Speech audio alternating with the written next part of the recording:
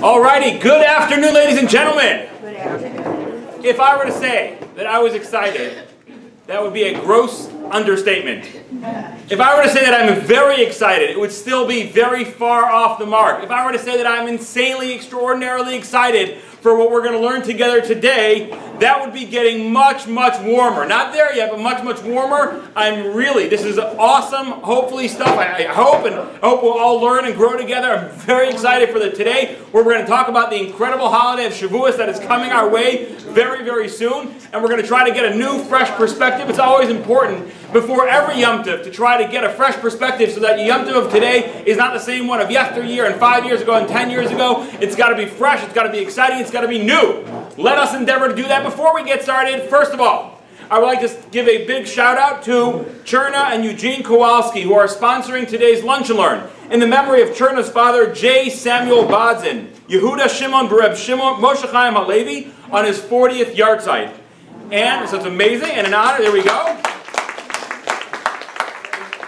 Applause ready, because it's also in honor of their granddaughter, Shoshana Bell Aronson, who was honored by the Times of Israel as one of 70 extraordinary women of Israel for her work with victims of child sexual abuse. So let's give her a big round of applause for that as well. Okay, now, I also want to say a major thank you to Prime 10, Yeshiva Beth Yehuda and Partners Detroit, for hosting this and making it so beautiful and amazing. Our next series, Mrs. Poss, if I'm not correct, is going to be in the new building.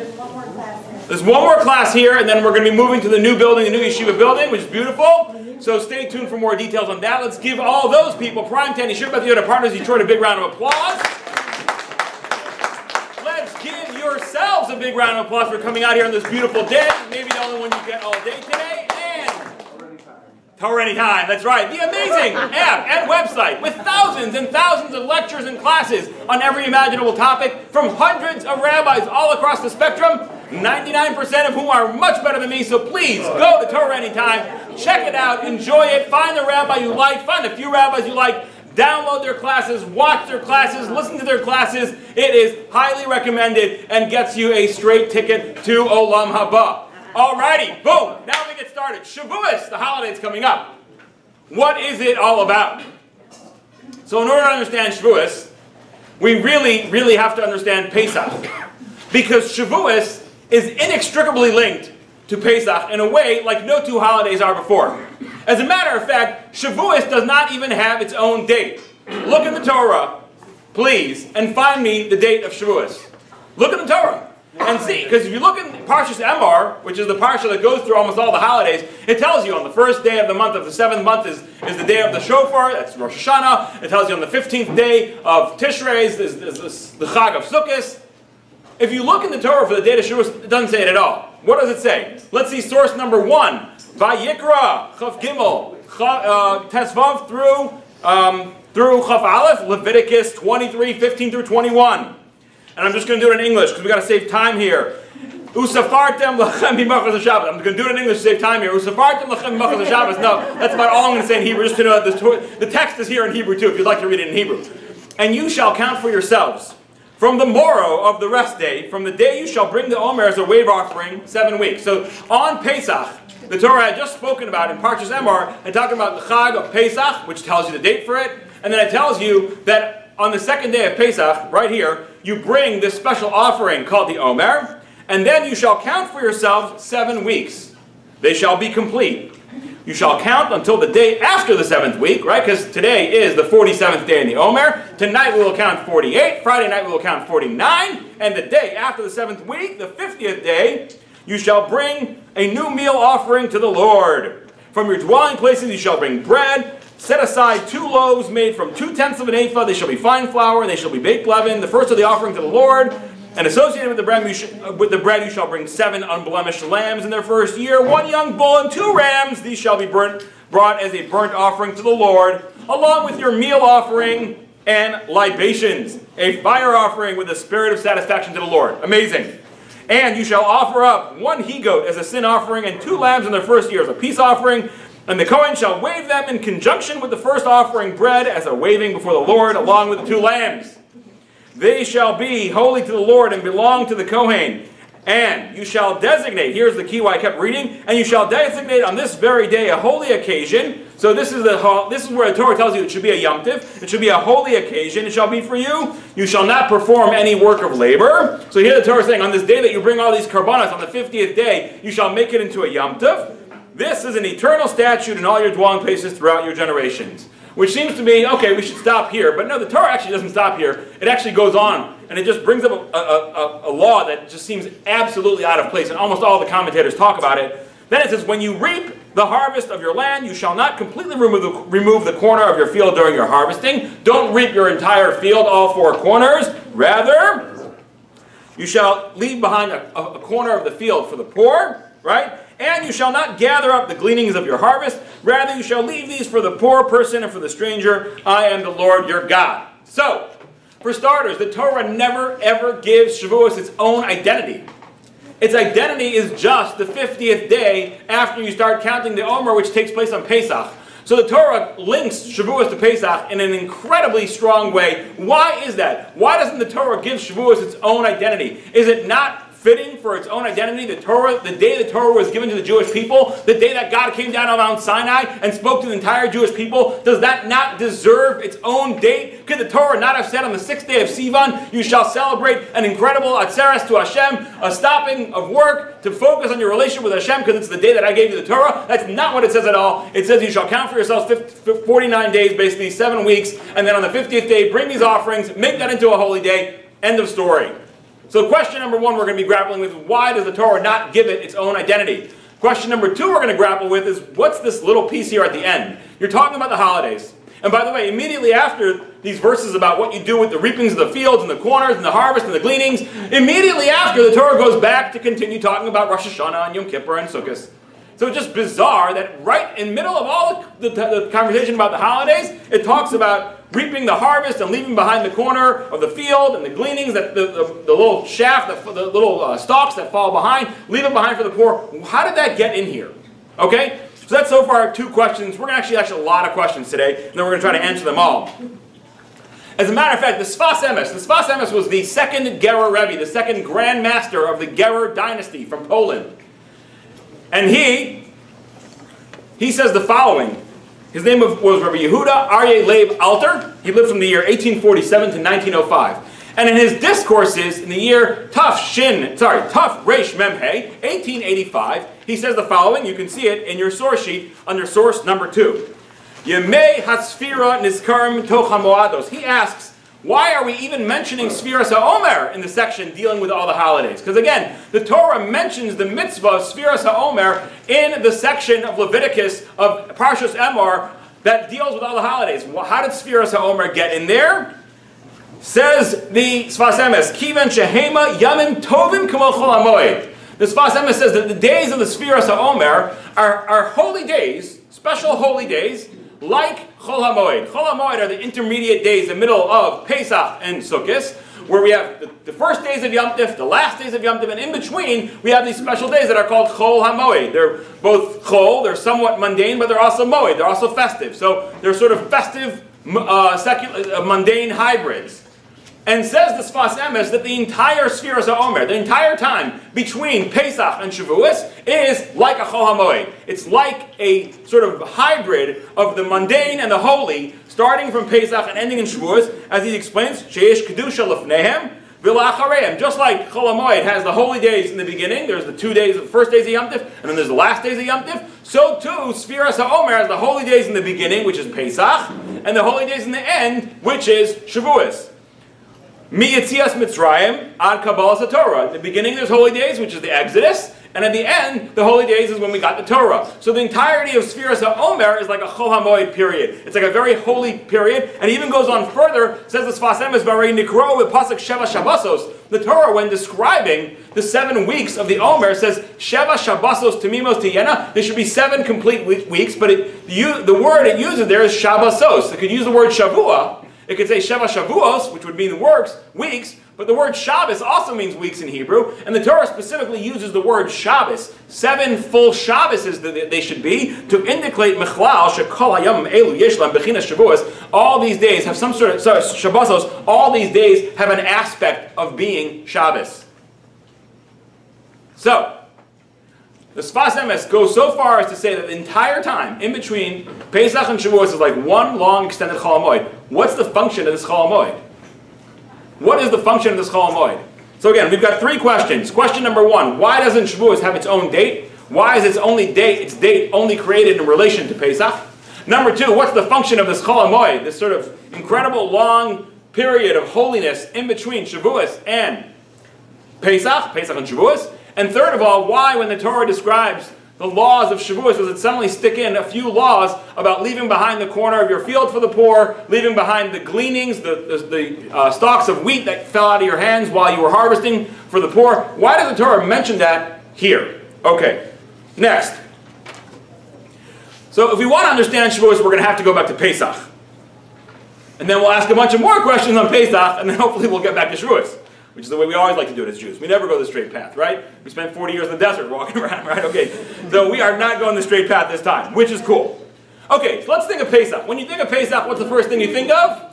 The Seder. Oh, matzah. Okay, cool. Matzah's good. Matzah's good. I think of the Seder, right? So the whole Seder experience, which includes matzah. See, you're limited. I'm like matzah and wine and charoses and whatever, and all the other amazing things, the candies being thrown at the children. A beautiful, beautiful Seder evening. We read the Haggadah. And in the Haggadah, we analyze the text describing this incredible miracle of Yetzias Mitzrayim, of the Exodus from Egypt. Where is that text from? Is that text from the book of Exodus? The book, Shmos, which is called Sefer HaGeula, the book of redemption. You would think that when we want to talk about the redemption on the night of Pesach, and we want to talk about this amazing thing that God took us out, you would quote the book of Exodus, of Shmos, which talks about the entire first four parshas of Shmos. All they're talking about is the Egyptian slavery and the Exodus. So you would think that that's where you would talk from. But that's actually not at all what we're reading at the Haggadah. When we read all those verses and we expound them, Vayareu asanu ha-Mitzrim, and the Mitzrim afflicted us, Vayanunu, and they made us work hard, and so on and so forth, and we read all those different psukim, all those verses, and we expound them, we're actually reading a chapter from Deuteronomy. Let's look from Devarim. Let's look at the full source, which is in your source sheets, source number 3. And again, it's a long piece. It is Devarim Chaf Vav Aleph through Yud Aleph, Deuteronomy 26, 1 through 11. I'm going to read it all in English, but just to make sure you know that I have the text here, it starts, V'haya kisavo al haaretz. It shall be, when you shall come to the land. This is the beginning of Parshas Kisavo. And it will be when you will come to the land that which the Lord your God gives you for an inheritance, and you possess it and settle in it, that you shall take of the first of all the fruit of the ground, which you will bring from your land, which the Lord your God is giving you, and you shall put them in a basket, and go to the place which the Lord your God will choose to have his name dwell there. So this is a mitzvah called Bikurim. The mitzvah of Bikurim is that we basically take the first of every fruit. When you see that first little grape cluster peeking out on the vine, you quickly put a little ribbon around it, so you know that's your first grape of the year. When you see the first pomegranate come out, you take a little ribbon, you put it around it. When you see the first date, when you see the first olive, when you see the first fig, you put little things all around it, the first wheat, the first barley, and then when you gather them all in at the harvest, you put them all in a basket, the most beautiful basket you can afford, and you bring it to the temple, okay? As the pasuk continues, and you shall come to the Kohen, who will be serving in those days, and say to him, I declare this day to the Lord your God that I have come to the land which the Lord swore to our forefathers to give us. Okay, so you say, I'm here, and the Kohen will take the basket from your hand, laying it before the altar of the Lord your God. And here you say a special prayer, and you shall call out and say, V'anisa v'amarta, and you shall call out and say, before the Lord your God. Now here is the quote that we actually read in Haggadah. You'll start recognizing it.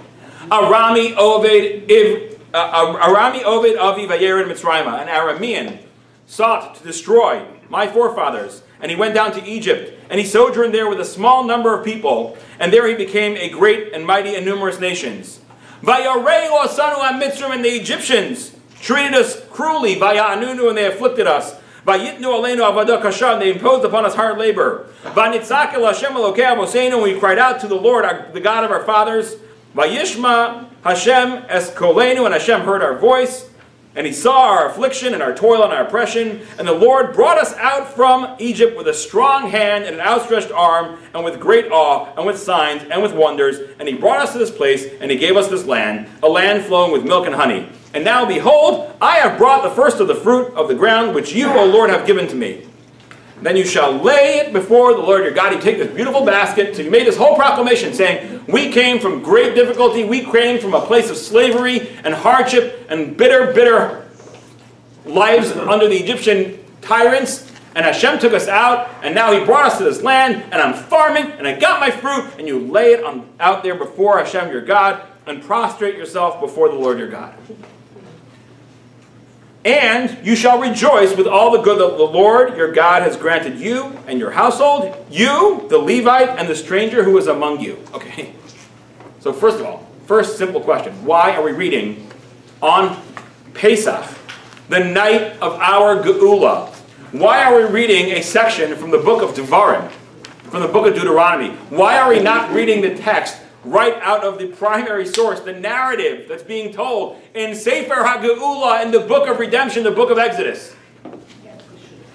And furthermore, what's this piece at the end? Again, it's like weird. It's like the Torah here in a couple places seems to be just having these hanging pieces. And you shall rejoice with all the good that the Lord your God has granted you and your household. Great. That's what we're here to celebrate. Hashem has granted me bounty. I'm bringing the first of my bounty to God. Beautiful. But then it says, and it continues, you, the Levite, and the stranger who is among you. I want to take care of, I like the Levite. I'm actually a Levite, so I definitely like the Levite. And I like the stranger who is among you. But like, what does this have to do with me bringing my Bikurim, my first fruits, to God? Like, and you shall rejoice with all the good that the Lord has done for you and your household. Awesome. Great. Thank you, God, for doing good for me and my household. But then it just continues, and the Levite and the stranger who's among you. Well, how do they get in here? How do they sneak in here? Okay, so there's some more of our questions. Next, when we talk about the Seder, there's a concept at the Pesach Seder that it has to go with a format called Maschil Begnus U'Mesayim B'Shvach. You start off with the sad and you move to the glad, right? You start off with the difficult times and you move to the great and the miraculous. You talk about how we were enslaved and we were beaten and we were killed and so on and so forth. And then we talk about the great miracles with which God took us out, right? Beautiful. So if I were to ask you, what is the one word? What is the one word that describes like where the Jews were at their nadir, they're at their lowest point, and then from there, everything turns around. If there's one word that we say in the whole Haggadah, and we just said it in the quote over here, I'll give you a hint. It's in the quote that we just read. What is the words that describe how everything changed? What? Who said that? There you go. Yes! Yes! Big round of applause. Thank you. Vanitzak. Vanitzak. And we cried out to God. Vanitzak, and we cried out to God, and then God, let's read the source again, over here. Right? The Egyptians treated us cruelly and afflicted us, and they imposed hard labor upon us, so we cried out. Vanitzak el Hashem Elokei Avoseinu, we cried out to the Lord, the God of our fathers. Vayishma Hashem es koleinu, and Hashem heard our voice, and He saw our affliction, our toil, and our oppression, and the Lord brought us out. By the way, this is exactly mimicked in the book of Exodus 2, by the way. Like literally, exactly. If you look at source number 4, which is the Psukim in Shmos, in Exodus, it says, and it was, Vahi vayam Rav Mahem, and it was in those many days, Vayamas Melech Mitzrayim, the king of Egypt died, and the children of Israel sighed from the labor, and they cried out, Vayizaku, and they cried out, Vatal Shavasam El HaElokim Min HaVodah, and their cry ascended to God from the labor. Vayishma Elokim es Nakasam. Hashem heard and their cry. Vayizkar Elokim es Briso es Avraham es Yitzchak es Yaakov. And Hashem remembered the covenant He made with Abraham, Isaac, and Jacob. Vayeira Elokim es Bnei Yisrael. Vayeda Elokim. And God saw the Jewish people in all their pain, and He knew. And the very next verse, by the way, which is the beginning of chapter 3, is, and then God calls out to Moses at the burning bush and says, "Go save my people." So both in the book of Shmos and the book of Devarim, in Exodus and Deuteronomy, we see the same exact pattern with not only that the same word, Vayizak and Vanitzak. It's actually in Hebrew, the letter Zayin and the letter Tzadi are interchangeable. So Vanitzak and Vayizak, it's the same word. It's crying out to God, and that is what changes everything. Now, what kind of prayer is this? What kind of prayer is a Vanitzak? So there's an amazing sefer called Sha'arim B'Tfilah, Gates of Prayer. It was written by Rav Shimshon Pincus, an incredible, incredible sage who died at a very, very early age, unfortunately in a car accident, about 10 years ago.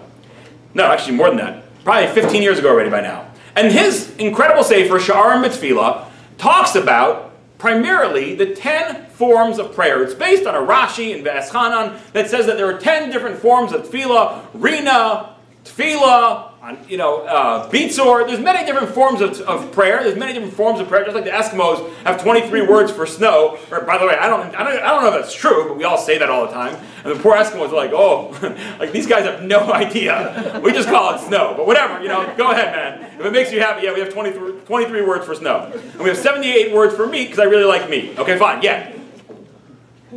But we have 10 words for prayer. And the book, Sha'arim B'Tfilah, goes through all those words for prayer. So let's look. What is a tza'akah? What is this type of crying out prayer? Look at your source sheet, source number 5. And here I only have it in English. I did not have time to write out the whole Hebrew. I'm not very proficient with writing Hebrew on my keyboard. Here we go. Source number 5, Sha'arim B'Tfilah, page 41. Tza'akah is when the heart is stormed by the incredible magnitude of the request to the point that one cannot even get words out of his mouth, and he just screams out with his voice. And this is the prayer called tza'akah. And the Holy Zohar on the book of Shmos says that this is the essence of prayer, and this form of prayer is more beloved than any other form of prayer and is never sent back unanswered. And he continues in the next paragraph. I skipped a few words here. Tza'akah is when he screams and says nothing. Ah! Okay? Says Rabbi Yehuda, therefore a tza'akah is greater than all the other forms of the prayer because tza'akah is in the heart. I should say, not the herd. It's in the heart. It's just a total, absolute screaming of the heart, trying to connect, crying out before God. As it says in the verse in Eicha and Lamentations, Tza'ak libam el Hashem. Their hearts cried out. Tza'akah is a form of prayer that almost doesn't even come from the mouth. You're barely even using your mouth. Your mouth is just sort of a conduit for that scream, that primal scream, to emanate out of your heart and up to the heavens. He says here, Tza'akah and Za'akah are the same thing. And it continues, this is again a quote from the Zohar, and this is closer to Hashem than a prayer, a tefillah, or a groaning, which is an anacha, another form of prayer, as it says, Ki imtza'o yitzak elai shamoa ashmatzak haso. The pasuk says, because if he will cry out to me, I will surely hear his cry. There was a movie that came out in 2004 called Ushpizin. It was actually put out by an Israeli Jew who started off his life as a secular Jew and then he became religious. And he put out this movie, and he was the director and the producer and the main actor, and his wife was actually in it as well. It's totally clean. And it's basically about this couple that is this newly, religious couple, and they're struggling financially. They've been married for many years, and they have no children, which is a great source of pain for them. And they can barely make ends meet, and they can't afford a sukkah, they can't afford an esrog. And then someone, miraculously, they've been crying, they've been praying to God, and someone slips $1,000 under their door. And he ends up taking, I think it was about $300 of it, which is a huge amount of money, and buying this insanely beautiful esrog, because he just so badly wants to have a beautiful, beautiful esrog to serve God with the 4 species. And then these 2 people he knew from his previous life, they were in prison, they break out of prison, they come to the house, they make all kinds of disturbances. And the husband and wife end up just leaving the house, and these 2 Israelis who are there behind, they say, you know what, we'll make them a nice dinner, so they should forgive us, kind of Amelia Bedelia style, right? So they make a nice dinner, and in the salad they cut up this lemon, which turns out to be the $300 esrog. And this couple, they could not be more beat down. They could not be more beat down. They've tried everything, they've done everything, and they're just trying. And when he sees this, he doesn't even know what to say. The main actor, and he just runs out. He runs out of his house. He can't. There's no words for him to say, and he just runs out into the field, and he goes, ah! He screams out to God. Just screams out to God. A tza'akah. And of course, as the verse says, if you cry out to me, your voice will be heard, and everything comes around, and he ends up having a baby. All is beautiful. Okay, good. But that's what it is. And I don't know if you've ever experienced this form of prayer. I've experienced it, I think, twice in my life. Just usually it's actually when I'm driving and I'm just thinking about something and I'm just all by myself, and then suddenly it's just like, there's such intense pain, you're just like, oh, you're like, you can't even get words out. Words are limiting. Words are so limiting because each word has a specific meaning. And what you're trying to say to God is just way beyond words. This is what the Jewish people cried out to God in Egypt. This most potent form, the most beloved form of tefillah, of prayer. Ah, God, just like, please, don't you see what we're going through? All we want to do is serve you. All we want to do is be good people, but we're being beat down by the nations around us, and it's just this primal scream, and God hears them. Amazing. That is the turning point of the people's slavery in Egypt. But then a very, very strange thing happens. 7 days later, the Jewish people are at the sea. We pause for a quick word for our sponsor. Of course, our sponsor who creates everything, which is the purpose of this blessing. Baruch atah Adonai Eloheinu melech haolam shehakol nihiyeh bidvaro. Amen. Okay, now, 7 days after the Jewish people leave Egypt triumphantly, somehow Hashem puts it into the mind of Paro, why don't you go get those Jews? Which, of course, any rational mind, the answer is, I'll tell you why. Because my people just suffered 10 horrific, cataclysmic smackdowns. Blood, frogs, lice, pestilence, I mean, you name it, wild animals. The death of the firstborn, I think we should probably let bygones be bygones, right? Water under the bridge, right? But no, but Hashem puts it into the heart of Paro, and Hashem hardens the heart of Paro. And Paro gets together the cream of the crop, his army with his most elite commando forces, and they go chasing after the Jewish people. And where do they meet the Jewish people? When the Jewish people are in a very strategic disadvantage. They are up with their backs against a raging ocean. Now mind you, these people are cavalry, they've got their horses, the Jewish people are traveling men, women, children. Even if they were able to run, the chances of them outrunning the Egyptian army was about the same chances of you outrunning that cheetah. So if a cheetah is coming to attack you, do not run the other way. Face it, deal with it like a man. You know what I'm saying? If you try running, trust me, he's faster than you. Trust me, okay? So the Jewish people, you're going to try to run. They wouldn't have gotten far anyway, but they can't run because there's a raging ocean behind them. So here they are, they got their backs to the raging ocean. They see this horde of Egyptians with murder in their eyes. Mind you, the Egyptians who all just lost family members because of the Jews, right? Just a week earlier with the death of the firstborn. So to say these people want a revenge would probably be a slight understatement as well. The Jewish people are stuck. And then they remember, what do we do? What's the trick? Oh, I remember. It's called Sa'aka. Call out to God, right? That's Yisrael ein kocham elo b'peh. The Jewish people, their strength is their mouth, right? So let's do that. This worked for us last time. Let's call out to God. Let's pray. And the strangest thing happens. Look at source number 6. Vayomer Hashem el Moshe. And Hashem says to Moshe, Ma titzak elai. Why are you crying out to me? Daber el b'nei Yisrael v'yiso. Tell the Jewish people, just go. What? And remember, that's the exact word, Ma titzak elai. It's the same form of prayer. It's the most primal form. They're stuck. They see the Egyptians. They see the water. They cry out to God, ah! And God says, what? Really? What are you crying out to me? Go travel. What? What is going on over here? It's almost like Hashem is almost like, are you serious? Are you really just going to sit here and cry out to me? Yeah, that worked last time. Sa'aka is the most potent form of prayer, and it got us out of hundreds of years of slavery. We might think you can get us out of this one too, but God's like, what are you doing? Why are you crying? Just go. Just travel. So what is even going on here? What's this whole narrative? Which brings us to our point for the whole day, which is going to now, we'll start working back all of our answers, and it's going to be beautiful. It's all about a process called adulting. The process of becoming an adult. I've got a baby at home. He is about to turn 2. He'll turn 2 on June 14th. He is right now a baby. And whenever he feels even the slightest bit of discomfort, you know what he does? Sa'aka. Right? He's got that primal roar. I'm telling you.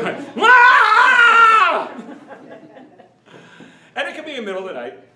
It could be at 2 o'clock in the morning. It could be 2 o'clock in the morning, and then again at 3, and then again at 4. Whenever it is, all he's got to do is give that primal roar, that Sakai, no articulation, no words, coming straight from his heart. He's in pain. He's crying out. And what do? We swoop down, and we pick him up, and we shake him, and we talk to him, we pat him, we get him another bottle. My son and I, we have this whole process of like, I have him turn off the light, because when he turns off the lights, like, he knows he's the part of the process of putting himself to bed. So I literally, somebody will turn on the light with him on this side, and then slip around. Oh, the light is on. You want to? I do that. He turns off the light, right? And then I have him pull down the window shade. He's putting himself to bed, right? I can't put a kid to bed like not an almost 2-year-old, no. And then we have this whole thing. There's a bang where he bangs himself back on the pillow, and then he gives himself a bottle and a blanket. It's a beautiful thing, right? So, but he can do that at 2 o'clock in the morning, and we're there. If he's downstairs in the basement playing and he, steps on a little toy that some kid left out and it cuts into his foot, he's crying out, and we're running, oh, what's going on, blah, blah, blah, how you doing, whatever, you pick him up, where do you need a kiss, where do you need a kiss? Now, I also have a 9-year-old. A 9-year-old daughter who, God willing, will be turning 10 very soon, actually 2 weeks from now. Now imagine, she wakes up one day, it's time for school, and we lay out her clothes for her the night before, or whatever it is. And I come down, I'm downstairs, I'm like, Rachel, come on down, we gotta go to school. And she's like, wow! I'm like, what? Really? They go, I don't know how to get dressed. I'm like, you know how to get dressed. Put on your clothing, come downstairs. Look, I'm gonna take you to school, I'll give you your food. We made you a lunch bag last night, right? We'll put it in your backpack that we bought you with your monograms and all that. You got beautiful clothing, you have plenty of food, you have everything you need. I'm taking care, as her parent, I'm still taking care of most of her needs. But guess what? You need to do something, honey. You can't just scream, and I'm not going to come up here and dress you anymore. You're 9 years old. Grow up. You dress yourself, you come downstairs, I'll take care of everything else. I'll bring you to school, I'll pick you up from school, I'll bring you to this, we'll bring you to your violin or piano, whatever it is. We'll take care of you, we'll feed you, we'll make sure you have clothing, clean clothing, and clothing that fits you. We'll take care of like 95% of you. We need you to do something here. Can you dress yourself, please? This wow thing doesn't work. You're not 2 years old. You're 9. The Jewish people, when they come out of Egypt, there's an incredibly explicit reason that they're coming out of Egypt.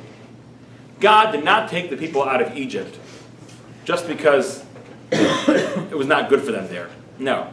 Because if that was the case, God should have put them into Egypt.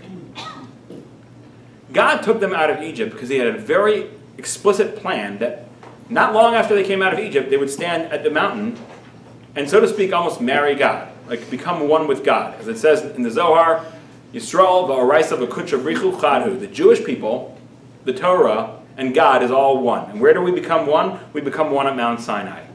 Remember when the Jewish people were crying out, and we said the very next verse is where God speaks to Moses at the mountain? Which mountain was that? That was Har Sinai. That was Mount Sinai. And Hashem tells Moshe, the reason why I'm taking the Jewish people out is because they're going to serve me on this mountain. We're going to get married at this mountain. We're going to become one at this mountain. The reason why God takes us out of Egypt is very explicitly to bring us to Mount Sinai, to bring us to Har Sinai, and to connect with us on a level deeper than any nation had ever connected with God before.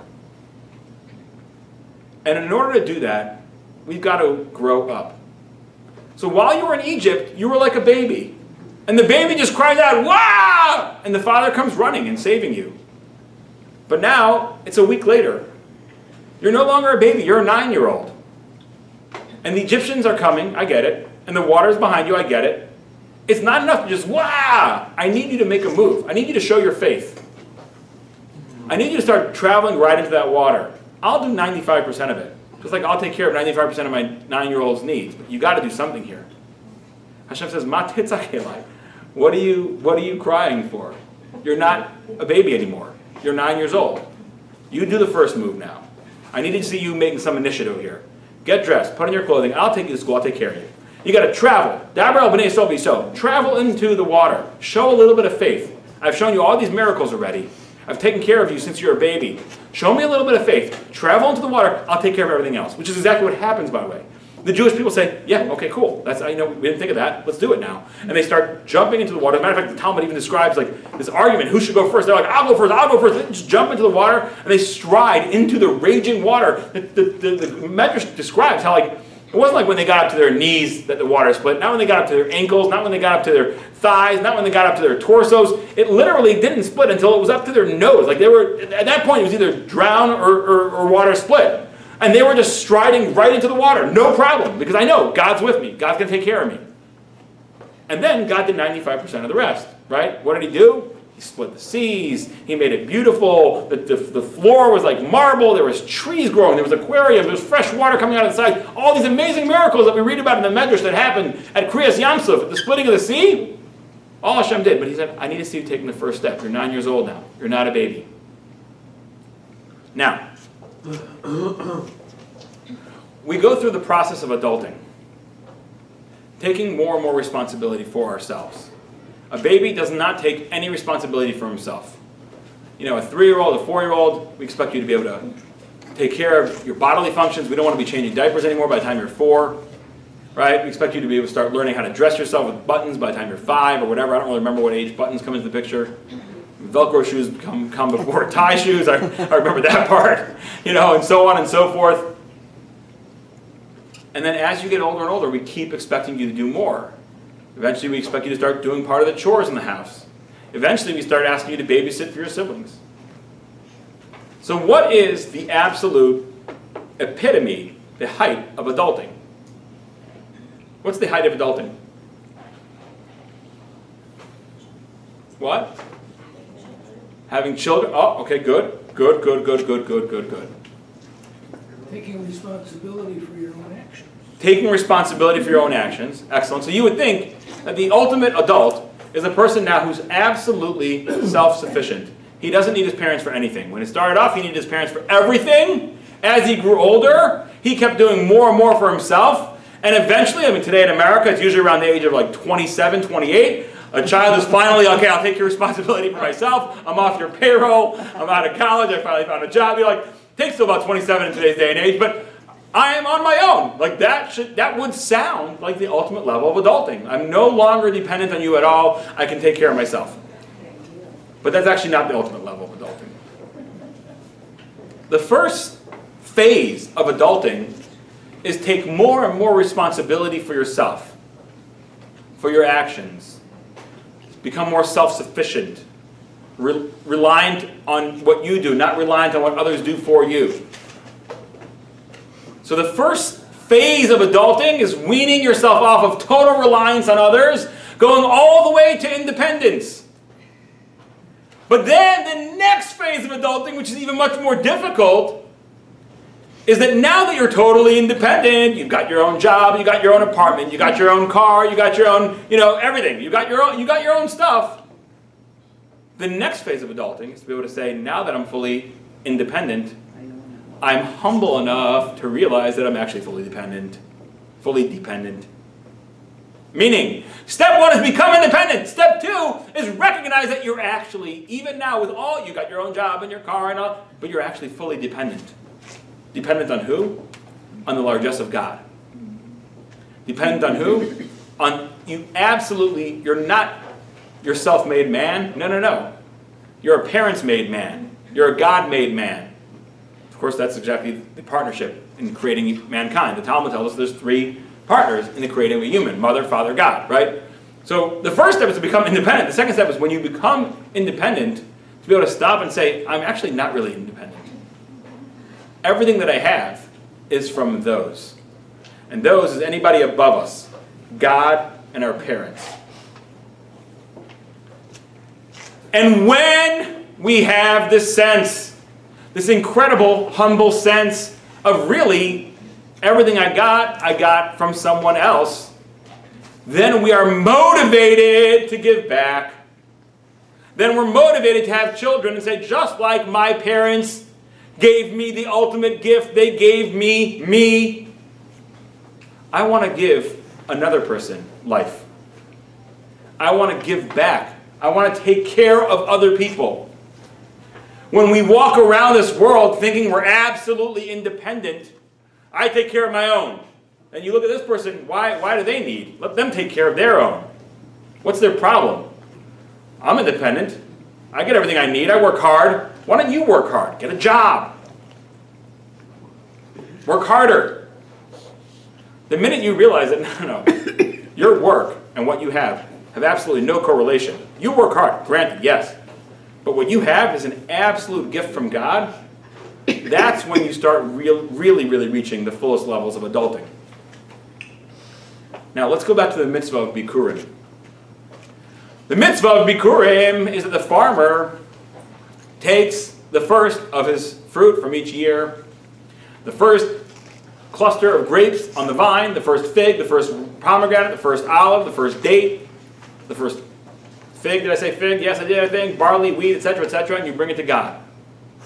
I'm sure you've seen, you walk into a pizza shop sometimes and you'll see there's like $1 taped up on the wall. What is that?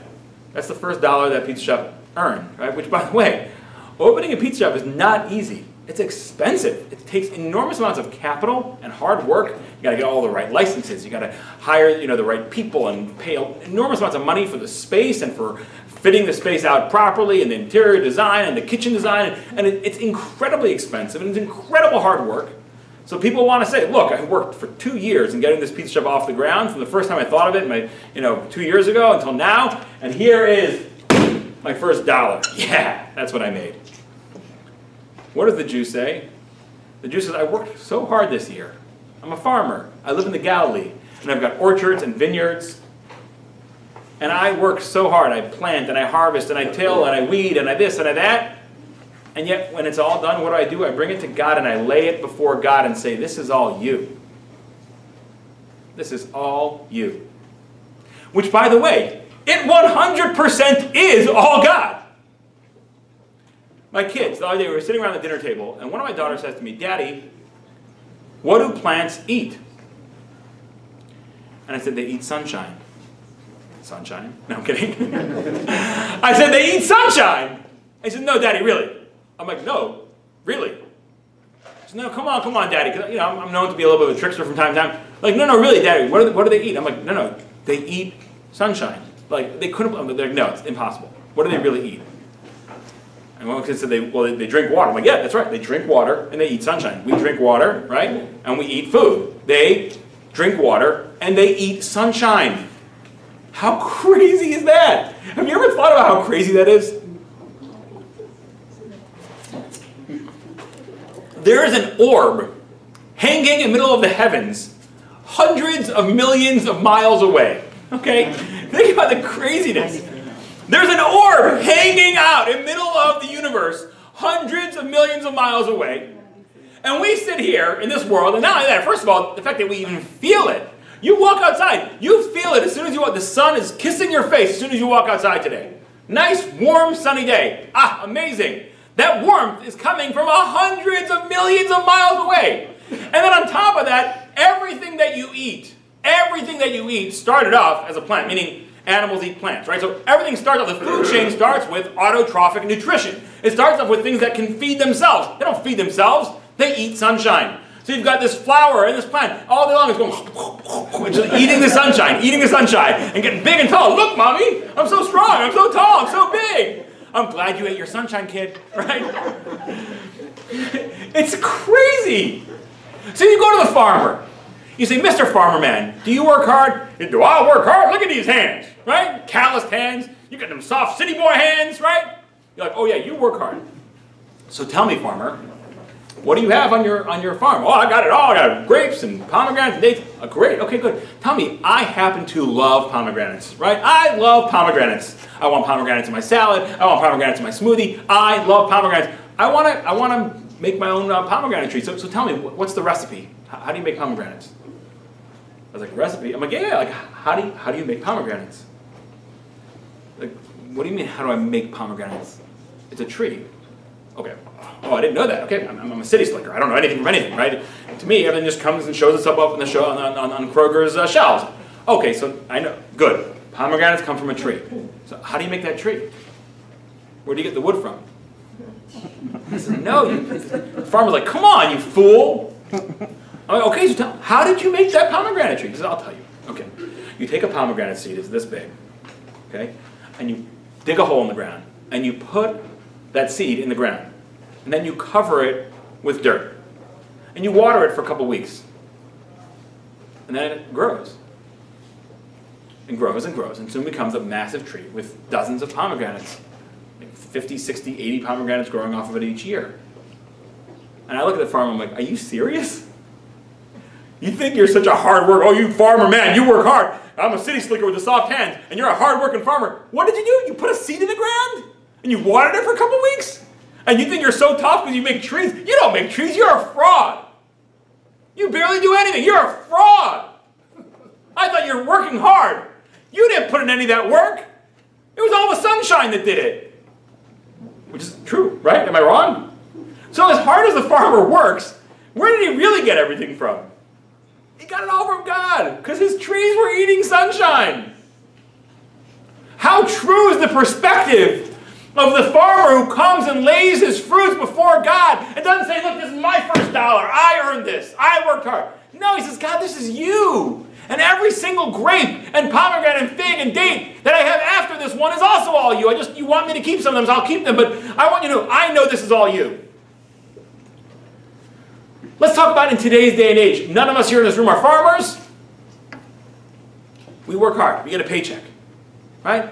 So you work hard, you're at a company, whatever you do, you're middle management, I don't know, whatever it is. You work hard, you put in 60 hours a week. And then they give you a paycheck. You're like, oh, this is my paycheck. I worked so hard, and that's how we have the lifestyle we have. Really? Let's talk about the lifestyle you have. For starters, you have a car, which is this insanely incredible miracle thing that you get into, you turn a little key, or today, you don't have to turn the key on a lot of the cars. You push the button, okay? Some engine roars to life underneath that hood. There's things spinning at thousands of RPMs, rotations per minute. And you get in that car and you drive down the highway at 80 miles an hour. You could cross the entire America in a couple of days. You go to the bakery here and you get bread. And you go to the one stop over here and you get meat and eggs and sugar and flour and snacks and cheese and pizza and everything, everything, everything. What did you do, man? Did you really work to get all that? Or was it God giving all this ingenuity to mankind for thousands of years so they can create this insane ecosystem that we live in today where regular people are afforded more luxury than kings and queens had for all of human history? That's all you, right? Because you worked so hard. Because you put in 60 hours a week. So therefore, all that air conditioning and central heating and cooling and all the incredible food that we have and the clothing and everything, you put that in. That's the recipe, right? Your little measly $10,000? No. God gave mankind intellect, and they devised this incredible system of commerce and infrastructure, and you are able, with just 60 hours a week, to achieve so much luxury. That's not all you. That's all him. The end process of adulting is not when you say, I'm fully independent man. You first need to become independent in the sense that you no longer are requiring others to do for you. But then the real work of adulting, and it's much harder because you are working hard, is to be able to say that despite all that I work, and despite all that I do, it's all him. Now, remember that we said that when God took the Jewish people out of Egypt, he had a very express purpose. The purpose was to marry the Jewish people at Mount Sinai, when he would say to them, would you like to become my special people? And we said, Na'aseh v'nishma. We said, yes, we will. And God put the ring on it. God gave us the Torah, this one unifying thing that connects Yisrael v'Oraisa v'Kutra Chadu. And in order for us to go through that, we took all these days of Sphira. You want to know the connection between Pesach and Shavuot? It's one process of adulting, from the time you're born until you're an adult. Because you cannot come to the altar of marriage until you're an adult. Right? People say, if you think for a second, the way you get a proper marriage works is you have two people who are fully functioning adults who get married to each other, and now they have a unit that's stronger. But if you have two people who are like halfway there and they get married, it's not two halves make a whole. It's two halves make a lot of dysfunction in therapy, right? That's what happens when you have people who are not adulted yet who get married, right? So you need to go through. God's like, listen, I'm not going to marry you until you're grown up. I'm not going to marry you until you have that humility. I'm not going to marry you until you have the recognition of what I am and where I am in this world. So when I take you out of Egypt, the first step is I'll do everything for you. And then I'm going to make you do a little bit more. And then throughout the whole time when they're in the desert, God starts showing them more and more of who He is. And then finally, when we get to Mount Sinai, we are a nation that is fully adulted. We are totally cognizant of our reliance on HaKadosh Baruch Hu. And when He says to us, do you want to be my special people? Instead of saying to Him, like all the other nations, well, what does it say in your book? What are you offering? What's on the table? How many years of support? That's right. We say, yes, we would love to. We would love to be in this relationship with God because we know that it's all you already. That's why it's no wonder that Shavuot, the holiday that we get the Torah, is also called Chag HaBikurim. It's the holiday of Bikurim. Because the only way we're able to get the Torah is when we became a nation that had that humility to recognize that really we're getting it all from God. It's like the marriage works best when the guy realizes that he's really getting everything from his wife. Right? Meaning, that's a successful marriage is where the guy feels like, I'm getting everything from my wife. Yeah, I go to work, I do this, but like, without her, I'd have nothing. Absolutely nothing. I'd be just another dude sitting on his couch eating day-old pizza. So, at the end of the day, in order to get to, the whole connection between Pesach and Shavuot is, Pesach is where the adulting process begins. We're born, a little baby, we cry out, we get saved. By the time we get to the end, we need to do the first step, we need to step into the water, and then we need to adult and adult and adult and grow. And that's why the Torah was given on Har Sinai, Mount Sinai, which was the humblest of all the mountains. The Medrash says that all the other mountains were saying, come to me, I'm the biggest, I'm the strongest, I'm the tallest, I'm the big, I'm Mount Everest, I'm Mount K2. And God's like, no. I'm going to go with Mount Sinai, the little humble guy there, because the relationship only works when there's absolute humility there. The relationship, the marriage that God is trying to achieve is only going to work when there's absolute humility, when people could be able to say, despite all that I work, I put this all at your feet and say, this is all you. Which, by the way, now explains all of our questions. Let's go back to our questions and let's figure them out. The question we first had was, why does Shavuot not have its own date? Because Shavuot is not its own holiday. It's the end of a process that started with Pesach. It's this process of the Jewish adulting so they can marry God. And it's all been one plan from the beginning. Why? The second question we had was, what's the function of the Sfiras HaOmer? This period of time that we're in. Why is it called a Chol HaMoed? What's the function of this sort of holy time in between Pesach and Shavuot? It's to adult. It's to grow up. It's to be able to, first become fully functioning adults, not blaming everybody else and expecting everybody else to do everything for us, but then in the next level, to be able to get to the point where I say, it's all a gift, despite all that I'm achieving, my wealth, my success, and business, and this, it's not my acumen, it's all God. Number 3, why by the verses of Shavuot does it say, when you reap the harvest of the land, you shall leave behind the corner, and you shall not pick up the gleanings? Because remember, when you get to the ultimate level of adulting, where you totally recognize that everything you're being given is a gift, what do you want to do? Give back. Which is why right after the holiday of Shavuot in the Torah, it says, leave behind the corner. Make sure to leave behind the stalks that you left behind, because leave them to the poor, because you were given all these gifts. Give back. Give back. And that also explains question number 4, which we said, why by the Seder are we reading from the section in Deuteronomy as opposed to the section in Exodus? And the answer is that the section in Exodus is just telling you what happened. The section by Bikurim is when it finally comes full circle. The whole purpose of the Exodus was that somebody years later should be a farmer working hard in Israel and doing everything as an adult, a fully functioning adult, and yet be able to bring his first fruit and lay it before God. That's really what the whole Seder was about. It wasn't just about getting out of slavery. That's what you read about in Shmos. It was about this process. The ultimate realization of all that God wanted is when we come to God and lay our success at His feet.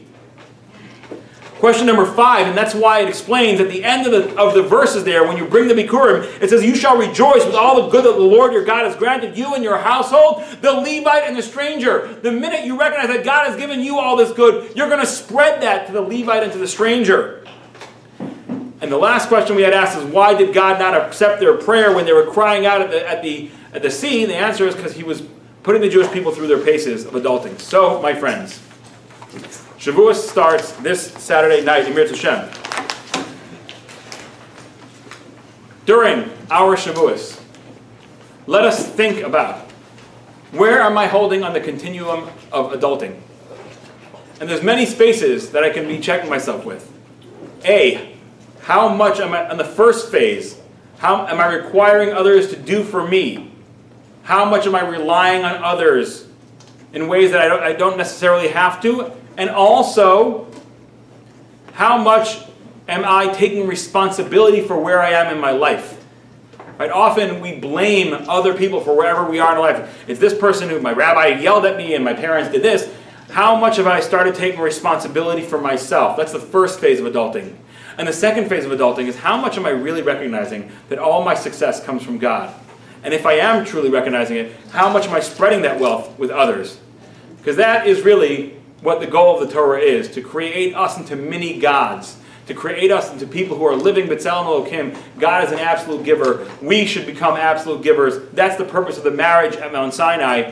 Olam Chesed Yibana, to be co-creators of this world of kindness with God. And may we all truly achieve that this Shavuot. Thank you very much.